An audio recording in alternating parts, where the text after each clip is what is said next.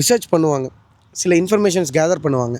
அந்த மாதிரி நீங்கள் ஈவிஸ் பற்றி எங்கே இன்ஃபர்மேஷன்ஸ் கேதர் பண்ணிக்கிட்டீங்க? நெட்டில் ப்ரௌஸ் பண்ணேன், நிறைய ரிவ்யூஸ்லாம் பார்த்தேன், யூடியூப்பில் பார்த்தேன். நிறைய ரிவ்யூஸ் பார்க்குறப்போ எனக்கு வந்து நிறைய ஆப்ஷன்ஸ் இருந்துச்சு. இப்போ ஓலா போகலாம், அந்த மாதிரி ஓலா ஒரு ஆப்ஷன் இருந்துச்சு. மெயினாக நான் யோசிச்சது 2 வண்டி தான். ஸோ அப்படி யோசிக்கும்போது இந்த வண்டி ஏன் ஸ்பெசிஃபிக்காக சூஸ் பண்ணேன்னா, எனக்கு ஆக்டிவாக ஈக்குவலண்ட்டாக ஒரு வண்டி தேவைப்பட்டுச்சு. ஏன்னா இதோட ஃபஸ்ட் இந்த 450X யோசிக்கும்போது பூட் ஸ்பேஸ் இல்லை அதில், இந்த அளவுக்கு பெரிய பூட் கிடையாது. ஸோ எனக்கு என்ன தோணுச்சுன்னா, ஆக்டிவா ரீப்ளேஸ் பண்ணுதுன்னா ஆக்டிவா விட பெட்டராக ஒரு வண்டி இருக்கணும்னு தோணுச்சு. ஸோ இதில் வந்து அந்த பூட் ஸ்பேஸ் எனக்கு ரொம்ப பிடிச்சிருந்துச்சு. ஏன்னா அப்பா வந்து தினமும் ஏதாச்சும் ட்ராவல் பண்ணக்கூடிய ஆள், ஏதாவது கண்டிப்பாக அதில் வைப்பார். ஸோ அப்போ வந்து அவருக்கு யூஸ்ஃபுல்லாக இருக்குது. இப்போ நான் எடுக்கிற மாதிரி இருந்தேன், நான் பர்சனல் யூஸ்க்குன்னா 450X தான் போயிருப்பேன், இந்த பக்கம் வந்திருக்க மாட்டேன்.